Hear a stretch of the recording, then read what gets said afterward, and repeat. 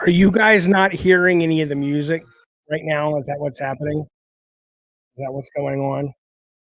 All right. Well, welcome to Gabbin and Games. I'm assuming you can't hear anything. Is that right?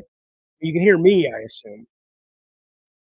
But okay, but you could not hear the music. Ah, shit. Well, computer's coming back tonight, fellas. So, all right. Got it, fellas. Well, I apologize about that. Let me pop this Zot in my mouth and we will get started. We will get started. I apologize. That's really weird. I'm trying my best to get this. I'm basically working with my kid's computer until mine comes back, and it should be back tonight. Worst case tomorrow. But anyway, welcome. Popping us out, babies. Come on now. Let us begin. There's no video, but there will be now. Let there be video. Okay. There we go. You don't need to buy me a PC. I have a PC. This guy is like, look, man, that's what I'm going to eat. He's like, look, man,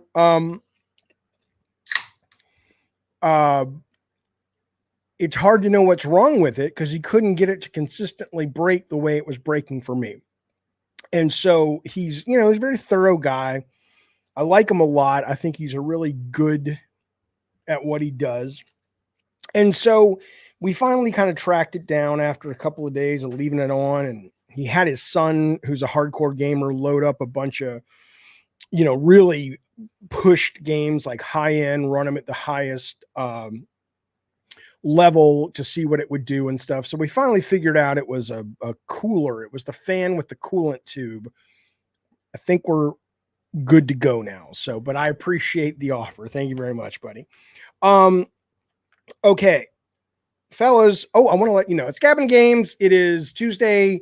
I'll be back all week at the normal times. I apologize for the delay. Thanksgiving, and then we did like a 4-hour constellation over on Last Stand Media Friday, and which was great. I mean, I love those long podcasts, but at the end of it, I was just like, holy cow, did we just talk for 4 hours? We got pretty contentious. We talked about a lot of good things. I think that one, as Colin does, if you don't know Colin Moriarty of Last Stand Media, as he does, he runs the whole company. It's his company. He's always, like, every single day they've got content. And even with the holidays coming up, so they're just like, yeah, we're banking this one, so over Christmas we'll have content for people, which I think is the coolest thing. So, but look forward to that, as the Konami folks say. And in the meantime, I'll be back to normal streaming schedule starting today, but I apologize about that. Let's get the show on the road. You know what I did today before we get into games, though? I had a hot dog. Because, some people might know, I talked about it the last stream, that I am now taking this Ozempic that my doctor prescribed me. And it's really neat. I'm having an interesting experience with it. And, but one of the things I'm having to do is eat more protein, because obviously it takes a lot of fat off you and also gets a lot of the muscle mass off you. So anyway, I was just craving a hot dog. I got a hot dog from Shake Shack. And if anybody knows me, if you've been watching for a long time, I mean, come on now. I think meat's disgusting, but there was a point today where I was just like, I gotta fucking eat that thing. I gotta have it.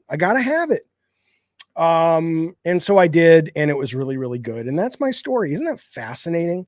Hello, Black Demon. By the way, I want to say welcome to our new viewers from Twitch and Twitter, or I'm not even going to call it X. Fuck you, Elon Musk. But we're streaming on there now as well. So good to see you guys. Black Demon, my Thanksgiving was great. We had a wonderful, relaxing Thanksgiving. I hope you did as well. Jazz Belly, our good buddy Jazz Belly, who was in the movie the other night. We watched a little bit of the Godzilla series, which was, I don't think any of us were like crazy about it. And then we watched a movie called The Burning Moon, which was just batshit fucking insane. And in that, we all enjoyed it. Jess Bailey was watching with us. Great to have you as always on the Discord. Great to have you here as a YouTube member. Thank you, Jess Bailey, for all that support. Yes, Mutant Mo, you're right. He says, yeah, the series for me, and I think the people watching the stream were like, the Godzilla series, but the Godzilla movie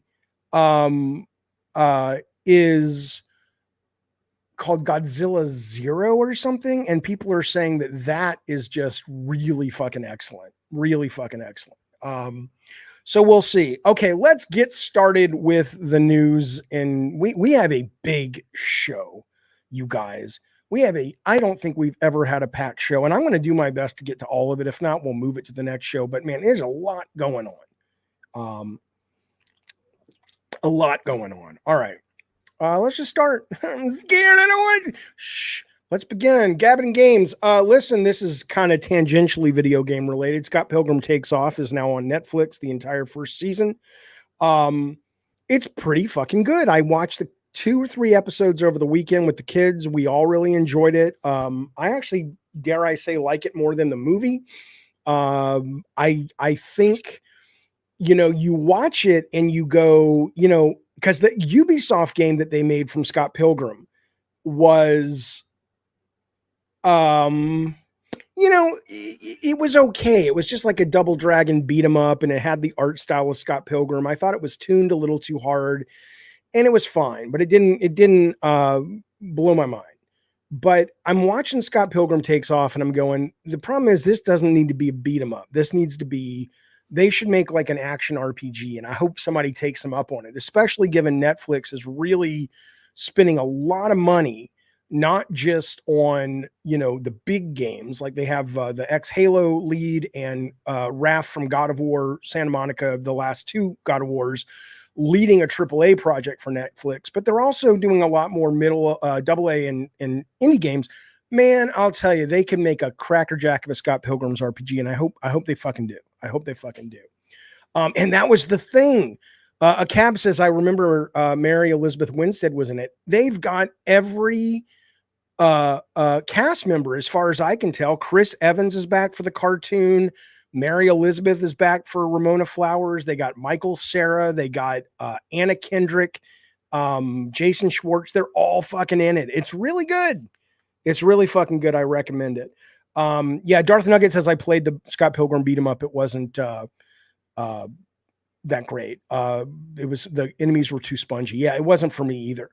Hangry Dad says, really, but was the first one that great to begin with? It's a cult classic, but I will tell you that I think this one is better. So if you're into this such malarkey, I recommend you give it a watch. Also for members, tomorrow or Thursday, I'm not sure yet, but GameSpot just put out a Cyberpunk 2077 documentary all about turning CD Projekt Red around. I will be watching this on YouTube only with members. So at any tier, if you are a member, we will be watching how Cyberpunk 2077 changed CD Projekt Red. It's like a 45-minute documentary. It just came out today.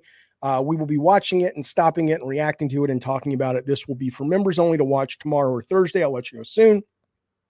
And then it'll probably come live to everybody else later. Okay. I'm trying to find something. I want to show you something real quick.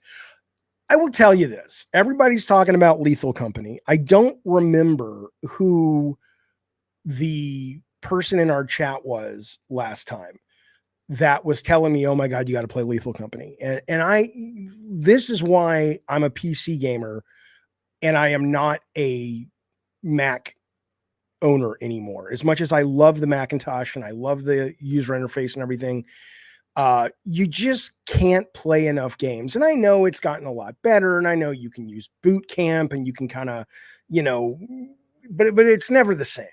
And so here's a great example. Like, everybody is talking about Lethal Company. I don't even know what it is. My understanding is it's kind of like a cross between Among Us and Phasmophobia.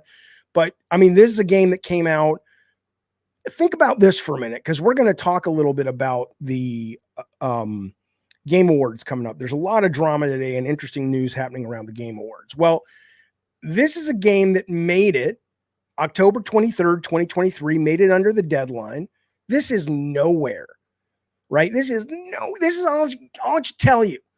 This is going to end up being a lot of people's game of the year, and it's nowhere on the Game Award nominations. I know you guys must have seen Alana Pierce put out a video recently where she said the Game Awards are bullshit. She wasn't being mean to Keighley. I don't think there's many people in the industry that don't like Keighley. I'm a big fan of Jeff Keighley, but I think when she's talking about the awards, she's just saying what we all know. And it was it's a popular video, give it a watch, but ultimately here's a great example of it that, you know, this game that everybody is talking about isn't even mentioned. Isn't even mentioned. Somebody's asking, am I still playing Baldur's Gate? Real quick, I'll tell you what I'm playing. Listen.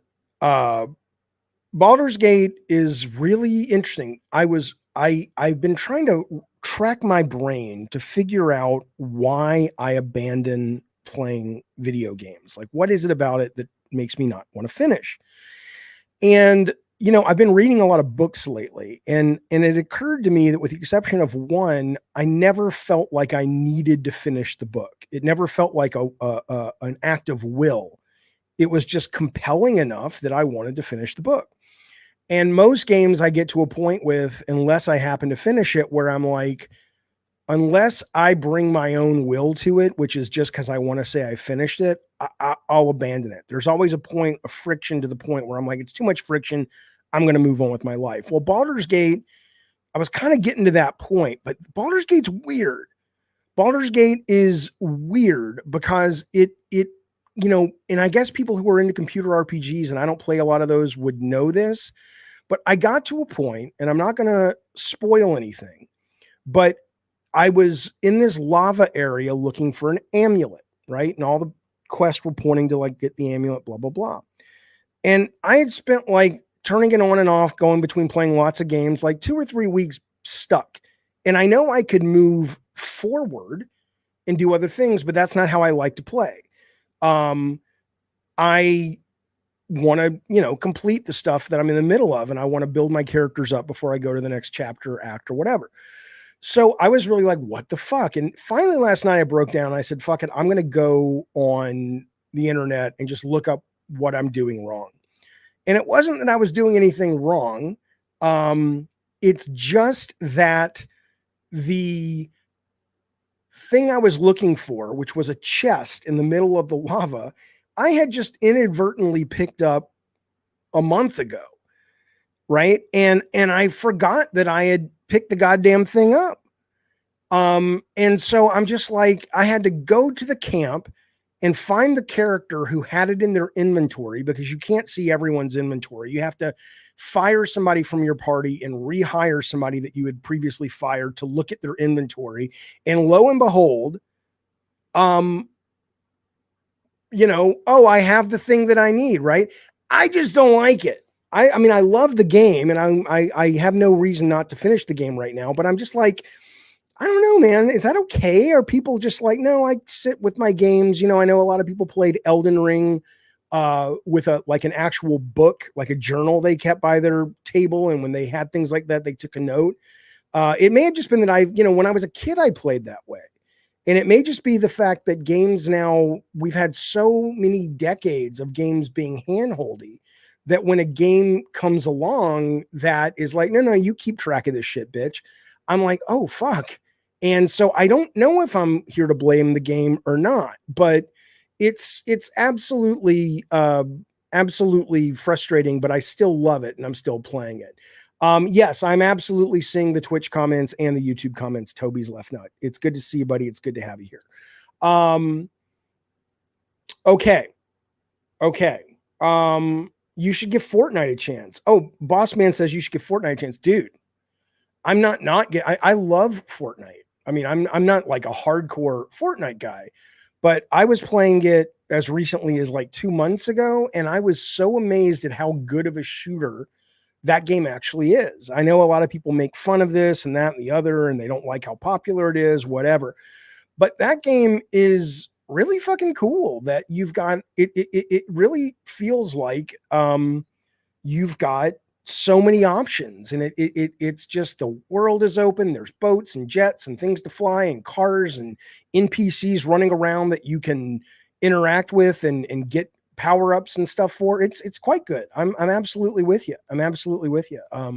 I don't have any issues with that game. I know a lot of people poo-poo it, but that's them missing out. Is what I would say. Somebody asked about Alan Wake as well. This is really interesting. So Alan Wake is, according to there's an article called site called Game Luster that says Alan Wake is already on sale. This was last week. Please buy it. And this is a game that a lot of people are loving, saying it's game of the year, saying it is incredibly innovative, saying it's an important game for the medium. I'm very early into it. I'm in the subways for the first time. That's how early I am, right? And so I haven't really come to a point with it yet where I'm like, oh my fucking God. And I don't know if I've gotten that far into the subways and it doesn't own my life, then maybe it's just not for me, in the sense that it's clearly a great game, but I'm not going to fall in love with it. But for me, it's just, it's fine. It's a little slow and I'm waiting for the big cool shit to start happening.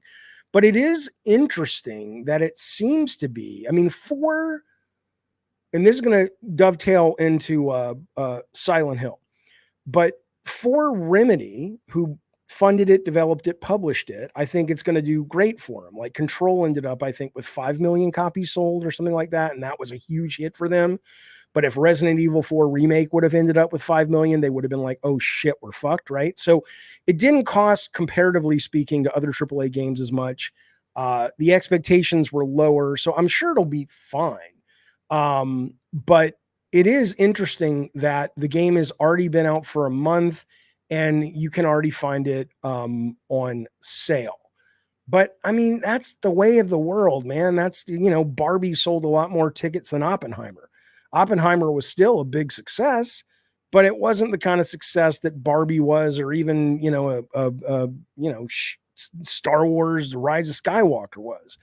I think it asked a lot of the audience that a lot of people aren't looking for, or they're not aware of what it was. Certainly when you've got survival horror being split, you would be forgiven because a lot of the trailers showed a lot of action, in thinking it's like Resident Evil in terms of that much combat, but it really does feel less like that and more like an adventure game with some combat.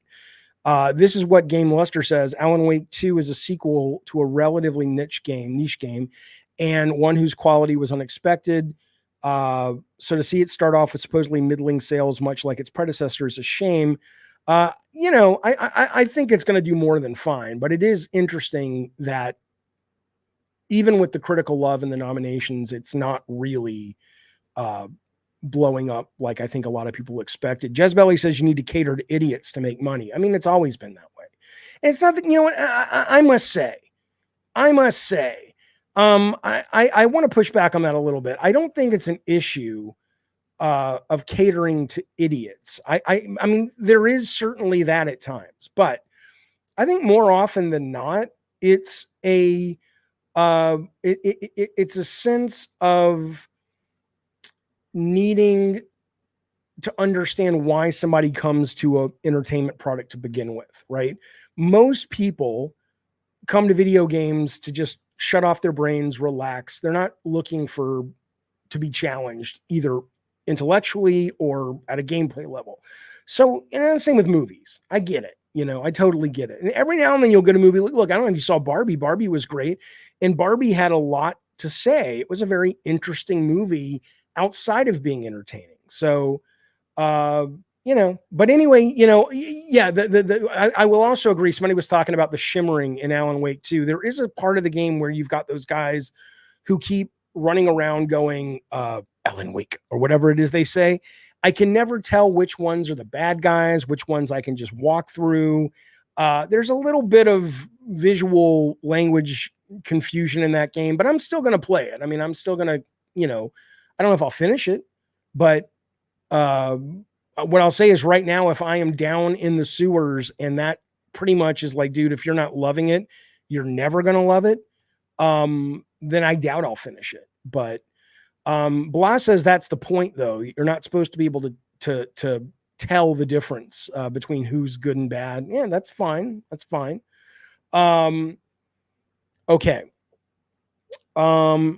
it's supposed to be like that, says Big Bad Eddie Torres.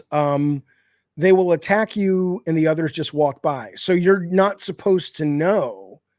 Cody Thompson is saying the bad ones in Alan Wake 2 have these clubs that kind of stand out. Maybe I just need to read a little bit more. Like I need to really study the visuals a little bit more. Zero Signal and Jezebel are saying if you're in the sewers like I am, it is it gets better. It gets a lot better. Cantankerous says anything you wish you could force yourself to finish, but you're just not into it. I mean, every game right now, I'm more interested in reading my new books right now, right? So Spider-Man 2 I haven't finished, but I love. Baldur's Gate the same. Elden Ring, for the love of fucking Pete and God. I'm almost at the end and I can't beat these two bosses. Alan Wake 2, right? I mean, the last game I think I finished was I haven't even finished Dave the Diver. There's just so much to play. So I really want to finish some of those games. I can't imagine that I'm going to be able to get through this and not finish Elden Ring, at least. That's just kind of ridiculous, you know, but I don't get it. There's a guy, you guys watch, what is his name? Good dude. He does a lot of Nintendo coverage. I can't remember his name. He's got a YouTube channel. Good dude. And, you know, he was just like, finished Mario RPG. Thought this, thought that. And I'm like, motherfucker, that game just came out. And he streams as much as I do. I think he works a little bit as well outside of his streaming. And I'm just like, how the fuck do these people have the goddamn cockadoodie time to fucking finish this shit? I don't get it. And I know I'm not a great game player, but I'm not awful. You know, it's not like I'm stuck in the sewers. That's just kind of where I got a little dull. So listen to this. Zandatsu says, Jaffe, I'm on your friend list on PlayStation Network. And when I compared my games to yours, the main thing I notice is the games take you an unusually long time to get through, more than double my playtime, right? But to be fair, I don't take one game and dig into it. I'm playing a lot of things at the same time. Pixelated Catman says, I have very few responsibilities and it's still so hard to finish games. Okay. Jaffe, your mindset in gaming is too slow. What do you mean it's too slow? What does that fucking mean? It's not Spawn Wave. It's not Scott the Oz, this guy we're talking about, but I don't remember what his name is. Okay. Anyway, it is what it is, folks. We'll see where life takes us. I do want to tell you this. This is super duper important. Do me a favor. Tell me if you can hear me right now. Can you hear me speaking? Can you hear me? That was an old song. Can you hear me speaking right now? Again, this will be worked out when my computer comes back. Okay, you can. Good. I do want to let you know that this show wouldn't exist and is absolutely sponsored by a bunch of crackerjack humans. Cody Thompson, Lee Perez, Rotten Tanuki, Zach Procrastinates, Alex Plocks, and Big Bad Eddie Torres, who is with us with Cody in the chat right goddamn now. These are the gods of war that every single month pony up some serious ducats to support the show and keep it going. I want to say thank you to you fellas, and means a lot. Thank you, fellas. Okay, now let's talk about Silent Hill. You guys, I'm sure you saw the drama with all this Silent Hill shit, where Silent Hill 2, you had this guy, a bunch of people were tweeting at Bloober Team saying, hey, is the game canceled? Is it still going? And Bloober Team tweets out, Konami is the publisher of the game and communication is definitely part of their job. Okay. What do you mean? It doesn't matter. And then this guy named Crypto Striker wrote back to them and says, Bloober Team, whoever handles your PR needs to be fired. I don't care for updates, but this response lacks professionalism. This is a response I would expect from a minimum wage service worker, not a team member of a reputable company. And he was responding again to this tweet. They said, Konami is the publisher of the game and communication is definitely part of their job, AKA don't fucking ask us. We don't control that shit. Right. And then, it caused a bit of a brouhaha and whatnot. And they were forced to kind of put out this statement that you can see on your screen right now, just pretty much letting people know, hey, the game is still going. We're passionate. We're excited. We're sorry we haven't given you any information. We ask for a bit more patience. Once Konami, as the game's publisher, shares more info, we are confident that the wait will be worthwhile. So they kind of walked back their probably unintentionally aggressive response, which I think, it's easy to read that and go, hey, this is a Konami problem. We've been wanting to fucking promote this thing for months, and they keep saying, not yet, not yet. Maybe that's the truth. Maybe it's not. I don't fucking know. But I was thinking about this. Because I was like, well, what could the cause of this actually be? Why could it be that they're holding off Silent Hill 2? It's been announced for a while. We should have seen something. However, it may be revealed next week at the Game Awards. But the other thing is this: I was very interested in this, and I don't know if anybody has played any of this Silent Hill Ascension. It's still going on right now, and I got to say it's very interesting to me. I guess I can't show it; it's not in widescreen, but it's very interesting to me in that the idea, I think, is quite cool, right? Which is, if you don't know, like every day at 6:00 California time, they air a 15-minute linear movie, but there are some quick time events and there are some multiple choice choose your own adventure questions, very much like, Until Dawn or The Quarry, not as gamey as that, but similarly. And then based on, what people vote on and how they do in the mini games, the story will branch, and then you'll be left with a choice for the next day's story. And the next day's story is based on what the people voted for today, right? So there's a lot of content they're not even making because the vote didn't get voted. So they're telling a different part of the story that was already written in plan or whatever.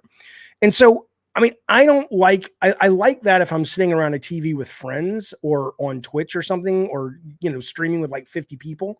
But the idea that it's just the world and, and on top of it, you can pay to get more votes, it kind of falls apart, right? But inherently, I think there's absolutely nothing fundamentally wrong with it. It's a kind of a neat idea, but it's so not engaging. It is not a great story. I watched the first hour that you can watch. All of it's free, but you can watch it right now if you want to go on over there. And you can hit the catch-up tab where you can kind of see what's come before and catch up on the latest episode, so you're ready to watch the live one with everyone else. And it's just fucking boring. And so I'm watching this fucking thing and I'm going, well, it would be like saying the idea, from the advent of television up until cable cutting, of advertisement funding TV programs. Oh, it just doesn't work because they released it with the shitty TV show and nobody watched it. Well, I think the format could work great, but why in the fuck? I mean, these guys teamed up with Bad Robot. Bad Robot consulted on this, J.J. Abrams' company. The fact that this was the best story and opening they could come up with, I do not fucking understand. Brett Moore says, sad way to reintroduce Silent Hill to the world. Right. Well, so what I wonder about with this is it possible that we're not hearing about Silent Hill 2 because, Konami's like, look, we have, I think it's like 5 more weeks of Ascension. We're not going to steal their thunder and put it over here. It could be that. It could just be that, look, we're in the middle of promoting this fucking thing, which I don't think is going to get off the ground. Or it could be that, as per Bloober Team, they're not a consistent team. Most of their games are not great. They're just not. I'm sorry. And I was a big fan of theirs after Layers of Fear, the first one, but they used to be hit or miss. Now, in my opinion, it's just subjective, they're mostly miss. And again, if you're Konami and you are trying to bring this brand back and you gave Ascension the green light and you guys read the script and J.J. Abrams' company and his new Bad Robot Games came in and they worked on the script and consulted, and this is what you came up with, then I am a little worried that then you would go to Team Bloober team, whatever, and say, hey, you guys do horror, do this. I don't know if they've got a really good checks and balances going on over at Konami, but they might. Maybe Ascension's kind of an anomaly. Yeah, Hangry Dad says the medium was so. Tally says the medium was such a disappointment, right? And then the last Layers of Fear, which was kind of like a blend of 1 and 2, and then they had in the DLC for 1, and then they had some new content to tie it all together, was also not very good. And so, but this also comes, like, I think it was this week when Konami did say, hey, there's even more Silent Hill that we haven't announced yet that's coming, right? So I don't fucking know. I don't fucking know what's going on, but these guys have said, we care about these properties. We want to get back in with these properties. We want to get back in with Metal Gear, but then they release like the collection, which is fine. But I think most people who played it are kind of disappointed in sort of, it didn't have many features. I am saying that the Snake Eater looks pretty fucking good, but the remake on Unreal. But I'll tell you, I don't know what's going on over at Konami. At this point, you just got to say, I mean, think about this for a minute. If you look at Alan Wake 2, which is about, correct me if I'm wrong, because I never really finished Alan Wake 2, and maybe I won't, and I never finished any Silent Hill game, but they seem a lot more close in cadence and type of game than a game like Resident Evil 4. So if you're Konami, even if you nail this and knock it out of the park, it may just be it's just too slow for people anyway. Like Jizzaloop says, Alan Wake 2 is boring. I don't think it's boring, but I think it flirts with boring. It absolutely flirts with boring so far. So maybe, and if you look at the sales of I was fascinated by this because I was looking at the sales of like horror. And like Resident Evil 4 remake, we know is, done incredibly well. It'll be at 10 million before you know it.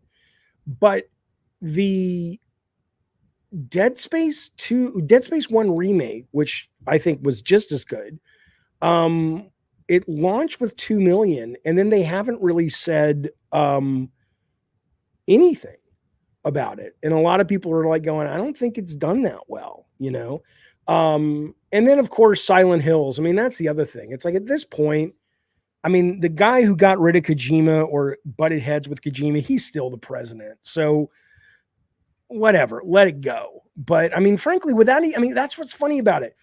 If you look at PT, there's nothing, correct me if I'm wrong, because I'm not a big Silent Hill guy, but I'm enough of one that when I look at PT, which I enjoyed, and I look at the Silent Hill games, I know not just perspective, but they seem totally different.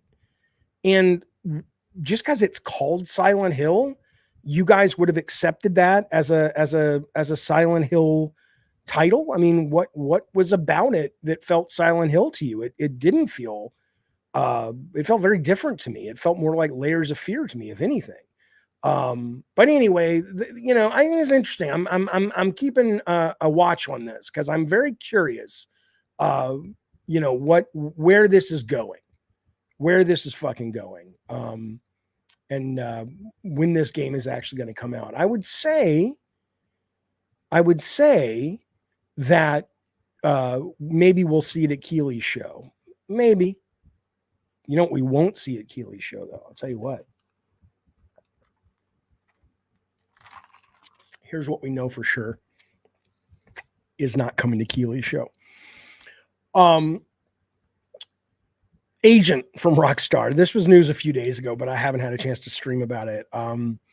Basically, a developer at Rockstar, he's not there anymore, Rockstar North, said, we were working on it. We had really cool sets. It was very inspired by James Bond. We had these great, there was a desert scene and a ski resort, and it was very James Bondy, and it was linear, more linear than Grand Theft Auto. But his quote was, it became clear that the game was going to be too much of a distraction for us, and we ditched it, right? And that's all he put out, but it's kind of the first bit of data we've had on this for a long, long time. And what's interesting, though, is a few days later, GTA Rockstar tells him, hey, remove the post. We don't want that up. And when he was asked, and he took it down, it's from his blog, and he says his quote was, apparently some of the OGs there are upset about my blog. I genuinely didn't think anyone would mind me talking about 20-year-old games, but I was wrong. Something about ruining the Rockstar mystique or something. Anyway, the blog's not important enough for me to piss off my former colleagues, so I'm winding it down. But you know, I thought about this though, because it's really interesting to me. Because when I started in games and when I played games before I worked in games, I don't know if I would call it a mystique, but there was absolutely, it was incredibly rare if you wanted to go behind the scenes of video games and learn how they were made. You know, other than some fluff pieces in GamePro here and there, you didn't know. And for a long time, Nintendo kept a lot of that close to the chest. I don't know. They kept it hidden. Sega put out a book and that was about it. And it was just like a real fluffy, easy to read, you know, almost like a scholastic book for sixth graders. But there was kind of a mystique for a long time about how video games were made. And I wonder what you think about this. I wonder, do you like the fact that Rockstar, even though, yeah, some of the names have slipped out, we know who Dan Houser is and Sam Houser and all that stuff. Do you like the fact that a company like Rockstar is still pretty much like, we don't do interviews, we don't go to award shows for the most part. You know, we are our games. And if you want to know who we are, play our fucking games. Or do you like all of the transparency that we've gotten these days? When I was working in the industry, I think there was an ego aspect of I wanted that transparency so people could learn my name and I could, you know, go out there and do all the, you know, video game fame shit such as it is.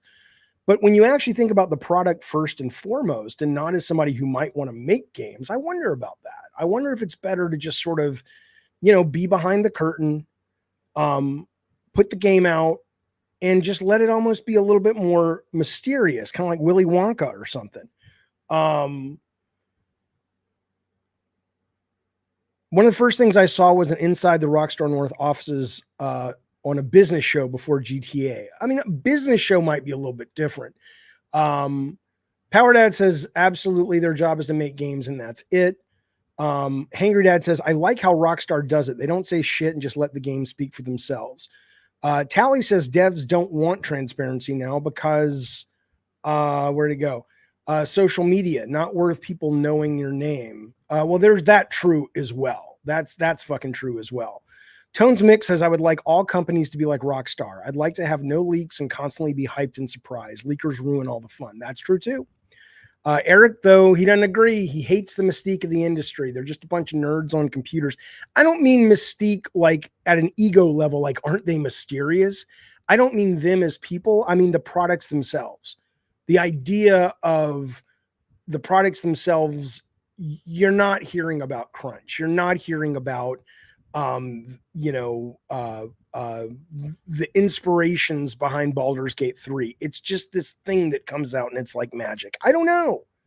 I don't know if I was running a publisher, which angle I would take. Cause I think there is something kind of cool when they say the Rockstar mystique about kind of the magic of it. But you know, your mileage may vary. Certainly it makes sense that a lot of people on watching a show like this would want transparency, but I wonder if it actually ends up hurting. The other thing that I thought was interesting, because when Rockstar says their game was going to be more linear, I still, you know, Max Payne 3 was great and that was linear, but I really don't want a game. And I think if you look at like World of Assassination with Hitman, which IO did, IO Interactive, and obviously they're doing James Bond, it sounds like if you read some of the stuff they're saying that they are going to be doing more of an open world, and they are going to be doing more of a living, not like a service game necessarily, but more like World of Assassinations, like evolving sandbox, and they've pretty much confirmed that. Because to me, I want to play. I want to be James Bond. You know what I'm saying? I don't want to play a game that makes me feel like I'm watching James Bond. So I want to be able to go to the airport and fly to some exotic locale and have a fight on the plane. And, I want to be able to, go from desert to underwater to boat chases. And it just feels like it is like I'm living the life of a spy, versus just kind of watching, Uncharted with the James Bond license on top of it, which kind of sounds like what Agent was going to be. So I'm kind of excited, that maybe Agent didn't come out, but now we got 007 with IO Interactive. Rockstar, says Masochist, is the only company that deserves the mystique because their games are actually different with each iteration. Other companies don't deserve it.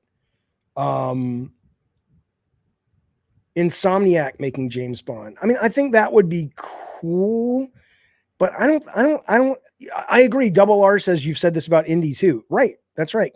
Because we've got so many games that play like movies. I want games that play like you're living the life of the character in the movie. Insomniac, I think, would do a great game. I don't know if they feel too PG rated to me for James Bond. I want fucking James Bond to be. Certainly, he can't be. Kratos, super violent and shit, but I'd like him to be more at least like Daniel Craig's James Bond, where he's just a badass motherfucker. And I've never really gotten badass motherfucker from pretty much any Insomniac game, which is not an insult. It's just that's not their heart. That's not their DNA, which is fine.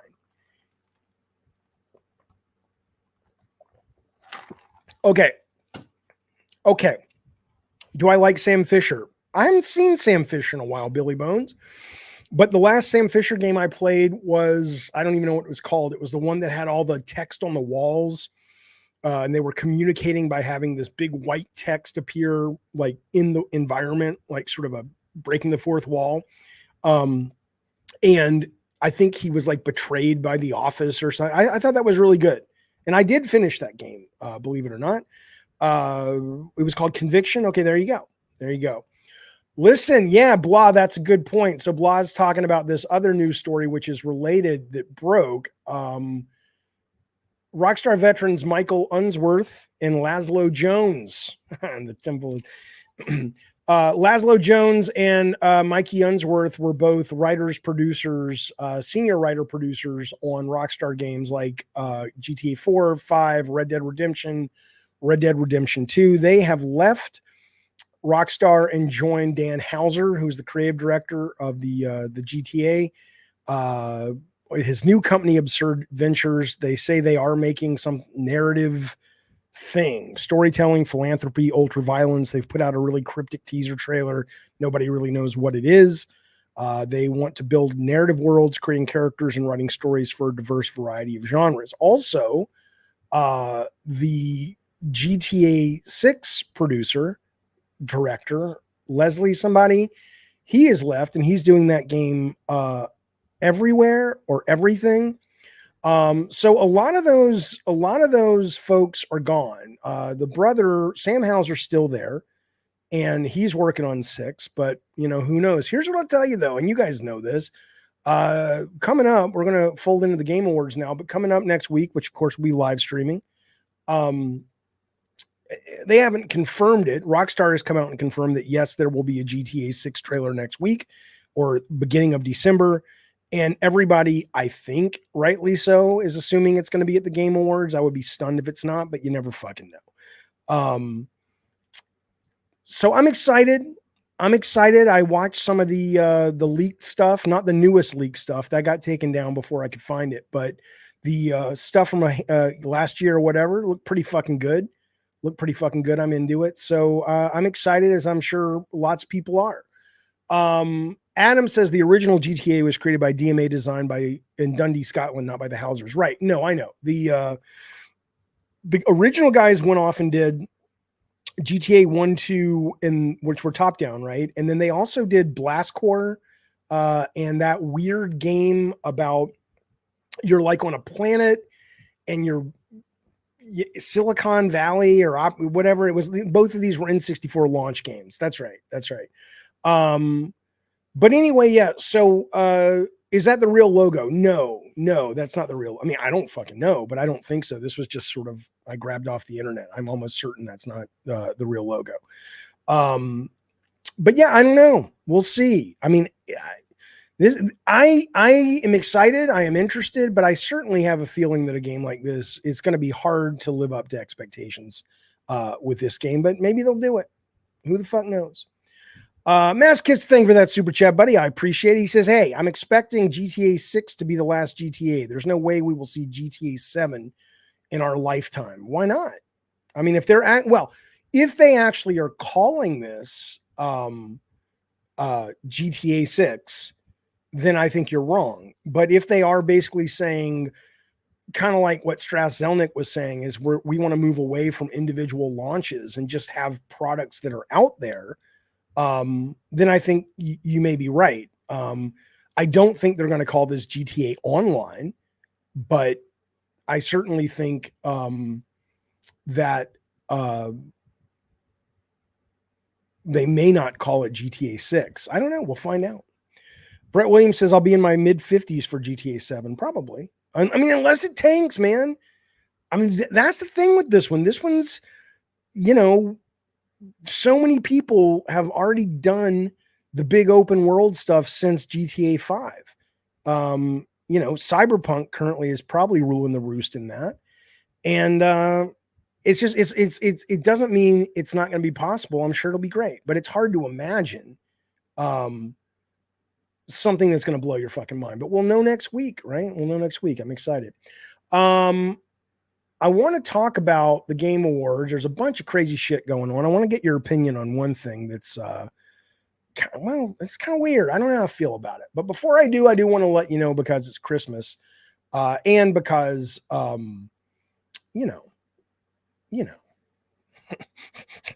because it's Christmas, and you're doing your shopping, you should be anyway. Day One Patch Kids is a fucking fantastic product. Not even product, that's the wrong word. It's fantastic brand, franchise from our very own God of War member, Rotten Tanuki. They are video game characters mixed with Cabbage Patch Kids, stickers, t-shirts, notebooks, hoodies, art, mugs, all kinds of shit. And any video game character you can think of, he's probably got in there, from I don't know what her name was, the Chicken Dino Crisis, to Let Me Solo Her. There's a God of War one. There's a Sweet Tooth one. These things are fucking great. They're hilarious. They're funny. And you can go in the link tree on this channel and you can see a link to Day One Patch Kids. In fact, I'll put it in the goddamn Cockadoodie chat as well. Going over there if you're looking for gifts for your video game friends, and might be a good Christmas present for them. So I wish you could Day One Patch Kids. I came out broken. I don't understand what that means. All right. Thank you, RPG. I appreciate that, buddy. Okay. Let's discuss the Game Awards. I don't know where this came from now. I don't know where this came from, but it is, if you go to the Game Awards right now, there's like a player's choice, player's voice thing where you can vote on your game of the year. And they whittle it down. So right now there's 10, and I think tomorrow it drops from 10 to 4 to 6 or whatever. Somehow this guy, maybe you can find it on the website, I just didn't know where to click. This guy has put up the current results for player's voice as it stands right now. I'll tell you where things stand. Ask me if you want to know, but right now, Diablo 4 is 21st, the 21st, not even in the top 20. Starfield, Big Bad Starfield, is down at 18 of player choice voting. Armored Core, almost in the top 10. Armored Core Fires of Rubicon is number 12. Everybody was complaining about Hogwarts Legacy. Where's that? Well, it's here, number 10. Final Fantasy is number 9. Liza P is 8. That's pretty impressive. Hi-Fi Rush is 7. Alan Wake 2 barely is in the top 5. It almost makes it. It's number 6. RE4 is 5. Spider-Man 2 is 4. Tears of the Kingdom is 3. Cyberpunk is 2. And Baldur's Gate 3 is number 1. You know, I don't agree with that Bushwick bill. Starfield was so bad. I absolutely disagree with that. That was great. But I know it's not, you know, for everyone. Hey, check that shit out. Mutant Mo has been a member here at Gabbin and Games for 30 fucking months, dude. Thank you so much, buddy. Thank you so much for all your support and supporting our fucking community and just being who you are and being here with us. I appreciate it, buddy. You know I do. Thank you, sir. People are going, why is Cyberpunk even there? Well, I mean, because they had the got its shit together, and Phantom Liberty is a, you know, it's not standalone, but it's a whole beginning, middle, and end of a game. And it's also the what the voters want. It's not so much what the nominations are from the jury. This is exactly just sort of what gamers chose, which is really interesting. Is really interesting. I mean, it's just like, it is funny, you know, just how much. Let me give you an example. It's so weird, right? This game, the fact that the fact that this game is not only pretty much nowhere to be seen at the Game Awards, but on the players' voices, it's nowhere to be seen. I mean, how is that possible? Dead Space Remake was one of the best games of the year. It certainly deserves to be in the top 20, if not, what are they showing us? They're showing us the top 30, right? That's not even on there, which is insane.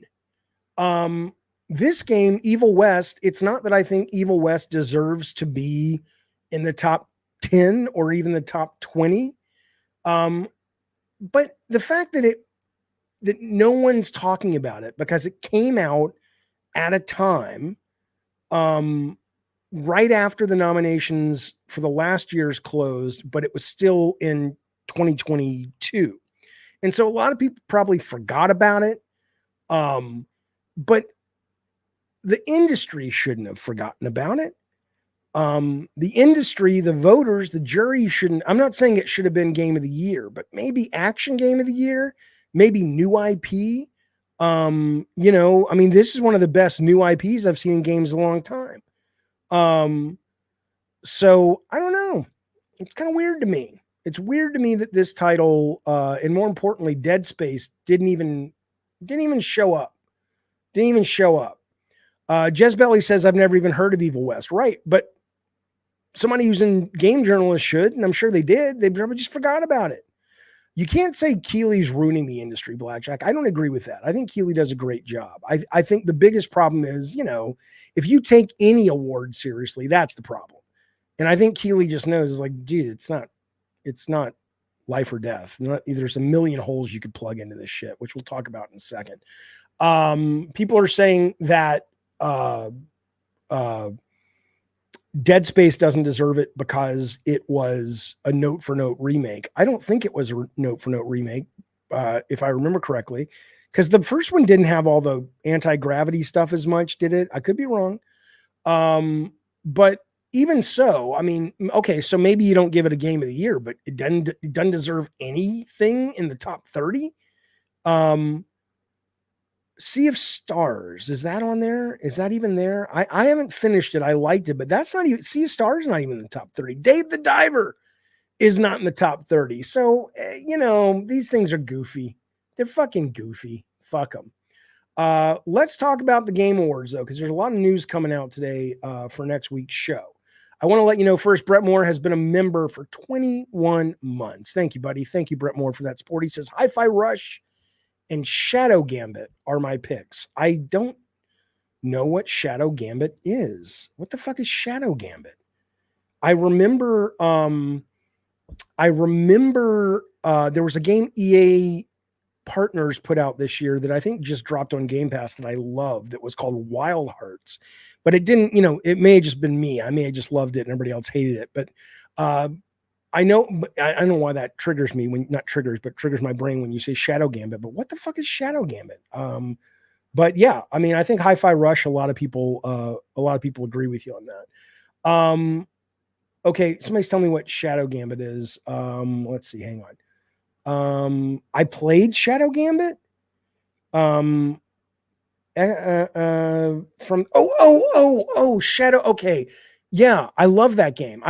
The pirate game from the guys who did Desperados 3. Yes. Oh, fucking yes. And they're about to drop their DLC. And yeah, that company, that's a weird story. That company shut down.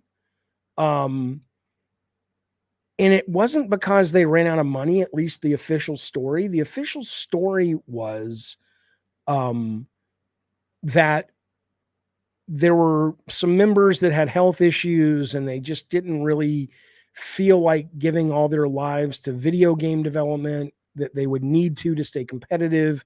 And instead of just sort of slog through it, they decided to shut it all down, which I think is insanely, if it's true, insanely progressive and interesting. But yeah, you're right. I totally forgot about that game because the name I always thought was terrible.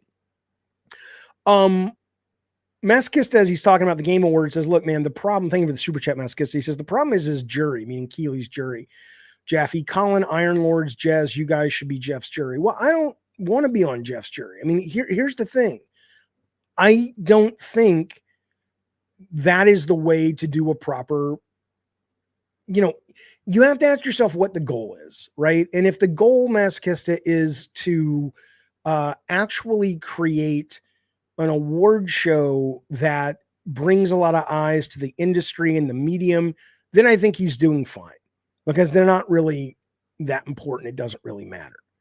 But for me, I would want to work on, like, we're going to do a Gabbin Games members awards, and we're going to get some people outside of the Gabbin Games community to tell us their top 3 games of the year. I'm going to have all members can vote on games of the year. And so we'll have, and then I'll tell you mine. But,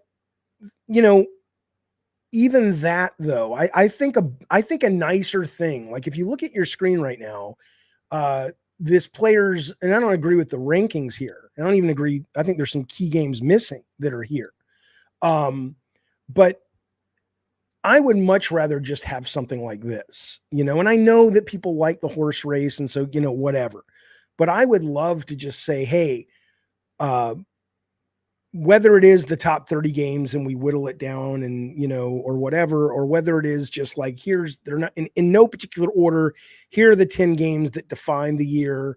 But I think if there's a lot of things you could do to really fix the jury in an awards case, whether it's Jeff's show or Dice, and they don't really seem interested at all. I will tell you, I think I have this up. Let me see if I have this.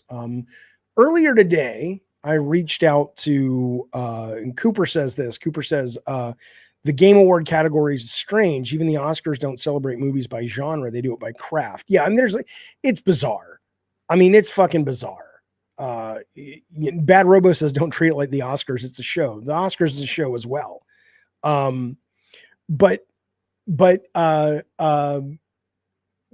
yeah, I mean, the fact that they have best animation and best art direction and it's the same fucking thing is insane. I've talked about this ad nauseum. The fact that they have best design and best director in the same category, it makes no goddamn sense. It makes no goddamn sense, right? So I asked the community to ask is which new category should be added, assuming they're going to do that, to the Game Awards. What would you like to see?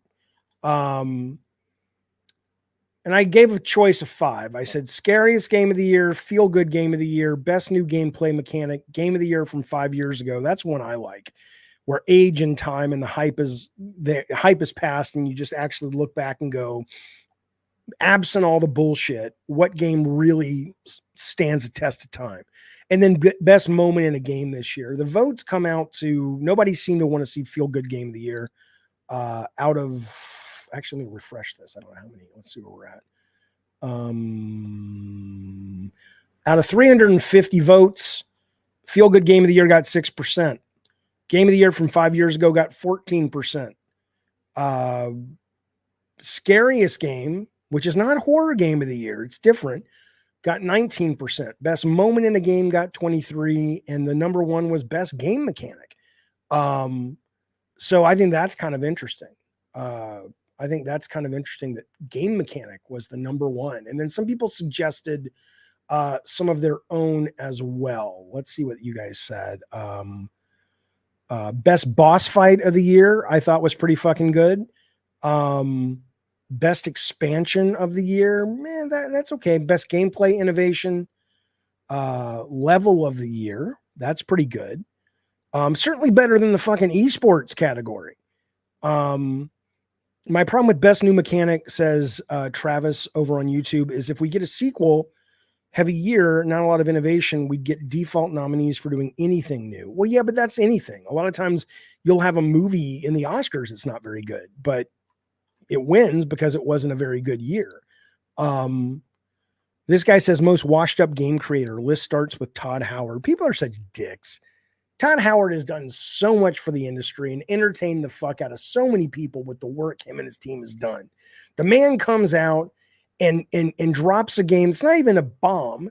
It's just a game that didn't deliver to a lot of people, although I happen to love it. And lo and behold, you got these jackasses saying he's a washed up game creator. What is wrong with these people? Why can't I wish they'd call into the show at some point and just go, dude, what's the matter with you? The fucking is the matter with you? You will be lucky. Any of us will be lucky to do, 5% of what Todd Howard has done in the fields we're in terms of contributing to the joy of people's lives with his work. Idiots, fucking idiots. Yeah, Brett Williams. I think that's a much better way to make it, to say it. Brett Williams says, where'd it go? No, Brett says Todd Howard's a legend. I just don't want to play his games anymore. That's fair. Totally fair. Dragon Age says Pixel Cat, Inquisition beat Mario Kart 8, Hearthstone, Shadow of Mordor in 2014. Good example of the awards being a joke. Yeah, but it's also a good example of why the awards really should be celebrated 5 years after the fact, because time passes and we're able to really look at things more clearly and see the kind of impact they've had. But again, none of these things matter. It used to be with the movies that you could count on. I think they said, like, if you got a Best Picture Oscar, most movies could get $100 million bump. But even if you were nominated, it was like $30 to $50 million bump. That doesn't exist anymore. And certainly it's never existed in video games. So, okay.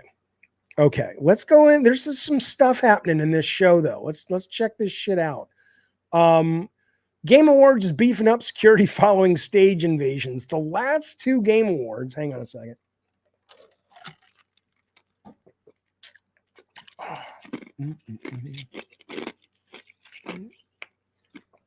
Okay. Sorry about that. The last two Game Awards have seen people rush the stage, or two individuals, last one and one this one.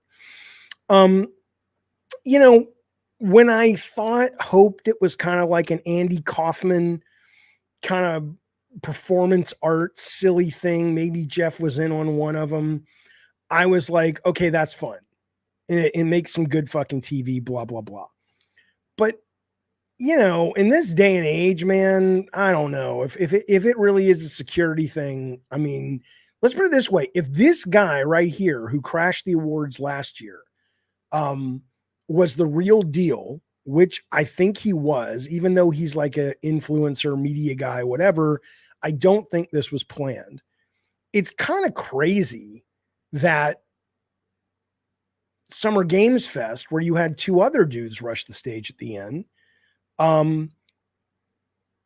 they didn't have security then. But it is what it is, and they're saying they're going to have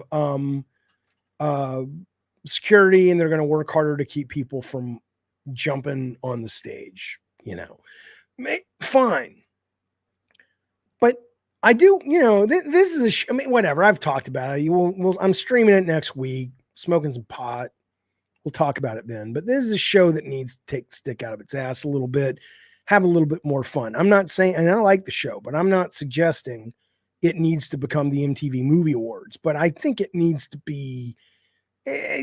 take a little bit of the Ricky Gervais hosted Golden Globes, a little bit more, having a little bit of a good time. And it doesn't seem like they do that as much, which is unfortunate. But hey, it's every year it makes more money, so who gives a shit? I want to play our good friend Jeff Keighley talking about Dave the Diver. Listen to this. This caused a little bit of a brouhaha earlier, where people were saying, wait a minute, why in the fuck is Dave the Diver nominated for Best Indie Game? All right, here you go.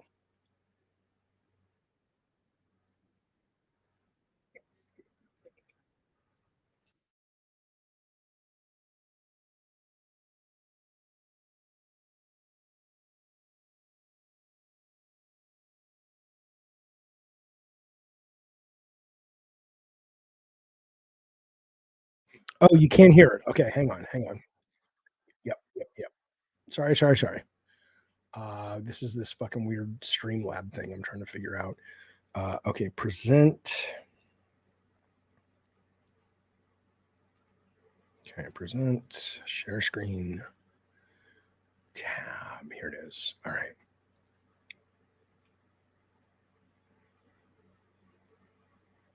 Room somehow. How about that? Let's see. Okay, curious to know the thinking behind Dave the Diver being nominated for Best Indie. Yeah, I mentioned earlier if you talk about indie games. Look, it's a great question. Independent can mean different things to different people. And it's sort of a broad term, right? I mean, you can argue, does independent mean the budget of a game? Does independent mean where the source of financing was? Is it based on the team size? Is it the kind of independent spirit of a game, meaning kind of a smaller game that sort of is different? And I think, everyone has their own opinion about this. And we really defer to our jury, 120 global media outlets that vote on these awards, to kind of make that determination of, is something independent or not? In other industries, sometimes there are things. I think in the film industry, like there's the budget can't be above this amount of dollars, or it's an independent game or not. So I don't know. Like some people have said, Larian with Baldur's Gate 3, that's an independent game. Kojima Productions with Death Stranding, some people a couple years ago, like that's an independent game. And even though that's an independent studio, of course, it's funded by PlayStation. And independent games, it's questions like, if you have a publisher, is that still independent? Or So, I mean, the real answer here is obvious. The reason you're having this dilemma, if it can be as dramatic as called that, is, if I can be as dramatic to call it a dilemma, sorry, is that having a category for indie games is stupid. It is idiotic. It is disrespectful of the medium. Why would you separate them? If you want to say, hey, here's an award for, games that might have been overlooked, or have a segment like here, 5 times during the show, we're going to show you a trailer of a game that was amazing that we feel people should really know about, but they missed out on. That's fine. But when you're talking about, look at Jeff's eye, look at him. When you're talking about the game of the year, like the best fucking thing that you saw and played, why would the cost or the number of people making it or the graphic style or the distribution model, why would any of that make a fucking difference? And it doesn't always. Like Celeste was up at the GTAs once. GTA's game, no, the TGAs, whatever, was up once for game of the year. It happens from time to time, but it's so rare, and that's fine. I mean, maybe people genuinely think Spider-Man 2 was a better game than Dave the Diver, but come on. And I love Spider-Man 2, but the real reason it's not nominated is probably most people didn't play it. But anyway, it's just odd to me that the argument, goes down the path of, oh, how do we define indie? It's like, here's the answer. You don't need to define indie. it's just somebody, you know what Jeff Keighley needs to do? He needs to call somebody, don't got to be me, call somebody in and say, if you care about the awards not being looked at as just kind of pointless, if you genuinely think the awards should matter, you guys need to redefine your fucking categories, and you need to be better at explaining what they are. You need to get rid of some things like indie. You need to get rid of all the esports shit. Hell, Activision just got rid of their esports league. There's no need to have all that fucking shit. I don't get it. I don't get it. I don't get why these nominations are what they are, but okay. Hey, by the way, today marks a very special occasion, very important occasion. It's the first time ever that Alex S. has ponied up his own ducats and become a member of the Diet Soda Soldiers. Welcome, good sir. It is great to have you here, as always. Great to have you as part of our community, Alex. Wonderful to see you, buddy, and thank you for the support. Now, listen, Alex S., listen to this shit. Listen to this shit.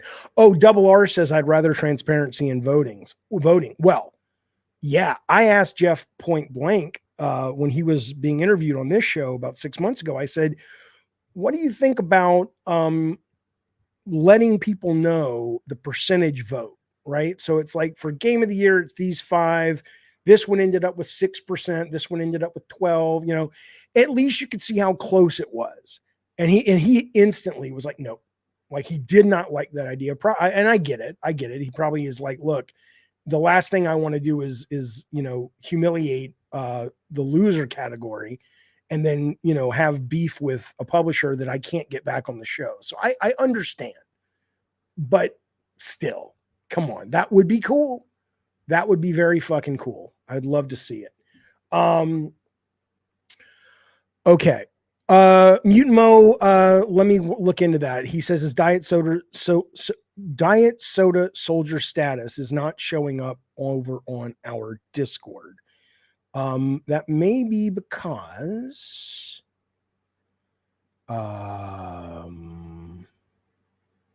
yeah, it's weird. I'll look into it. Silver Joysticks, I don't agree. The only people who have a problem with the Game Awards are Xbox fans. That's insane. I mean, I'm not saying they don't, but that's not the only people. Game Awards future class members demand award show recognize the Gaza crisis. This is an interesting one. This came out today. The future class program recognizes a bright, bold, inclusive future. They've got 150 of these people. Since 2020, they've let in 50 people a year. And I don't know how they decide who these people are, but they're people that honor people who are going to be the future of the game industry is the idea. It's a nice PR thing, blah, blah, blah, blah, blah. And today they released a letter, and it was not just signed by 60 of them, but it was also signed by a bunch of other people in the industry. I want to say they have about 500 signatures at this point. Maybe I'm wrong about that. No, more than 2,000 other people, largely game devs, have also signed the letter. And the letter is asking, I have a problem with it. I don't have a problem when an award show wants to make political statements and use the platform. And I don't have a problem when an award show says, hey, if you win an award, say whatever the fuck you want to say. If you want to be political, go fucking be political. But this is a very nuanced issue, right? And I think most people who are not assholes support the Palestinian humans that are civilians and haven't done anything awful. And most people think Hamas are pieces of shit. A lot of people think Netanyahu's out of his fucking mind, but most people don't think Israel shouldn't exist, right? I mean, but there are shades of gray to this thing. And to just go up there and say, like they're saying, we want Keighley or the award show to say, we want a ceasefire. Well, do you? Because there was a ceasefire on October 7th, and I don't want to get political. I'm not going to give you my opinion or anything. I'm just saying that this is to ask them to read this as it is designed, I think is a problem because it fails to take into account the nuance of a very nuanced situation. And so I would maybe acknowledge that there's a lot of shit going on in the world, and we love that games can help take us away and give us a little bit of a respite. I think there's a great moment to plant a flag and tip the hat and say, but what's going to do? What you think the Hamas is going to be watching it and go, I mean, that's the other part. It's just performative anyway. Because what Hamas is watching it, or Netanyahu's like, I'm going to watch the Game Awards tonight. Oh shit, I was going to go bomb, another neighborhood. But now that I've seen the Game Awards, let's call those bombers back, fellas. Come on now. I mean, it's kind of stupid. It's kind of stupid. It's never wrong to acknowledge human suffering, RPG. Right. I agree. I don't have a problem with that. Why is asking for a ceasefire nuanced? I'm going to not dive into this too much, but because I don't want to right now, and it's not the show for it, but it's nuanced in that you have to ask yourself what the end game is, right? There have been decades of trying to find some sort of balance, and you're not going to get that with Hamas. You will get that hopefully with another country, Egypt or what have you, coming in and negotiating between Palestine and Israel. But you're not going to negotiate that with Hamas. And you're not going to get that opportunity until you get rid of Hamas. And so it's nuanced, because if you have a ceasefire, nothing's going to change. Blah, blah, blah, blah, blah. Okay. You are going to get that the IDF and anyway, I'm not going to get into, we can have a whole show on this shit. I know Gaz has his thoughts. We can bring him on. Colin has his thoughts. Maybe you can get him on. But I just, the bigger thing is, as it relates to Game Awards, is acknowledge the suffering, acknowledge how video games help at least some of us who have power, give us some respite and release and relief. But I don't think this makes any fucking sense. I think it's kind of stupid, frankly, but that's just me. Listen to this. I'm Sugar Daddy says Jaffe is Jewish. I think, of course, he supports Israel. That's ridiculous. First off, I'm not Jewish. Second off, even if I was Jewish, that doesn't mean I full sail support Israel. Do I think Israel should be able to protect themselves and have a home state? I do. But do I think they have also done a lot of horrible, atrocious things to the Palestinian people that has gone way over the line? I do. And I think there should be acknowledgement of that and some kind of payback for that, if there hasn't already been. But to act as if just because they're Israel, they can do no wrong, fuck off. What an idiotic take. Why would I think that? Who would know me to think that I'm such a simple thinker? Idiot. Listen to this though. Xbox is teasing important announcement for December's Game Awards. Great, but here's what it could be. Listen to this. This is, I'm just making this shit up. We know for sure that Xbox has come out and said, plural, important announcements. I don't know what they're going to be. Maybe new games, maybe just some deals. Who the fuck knows?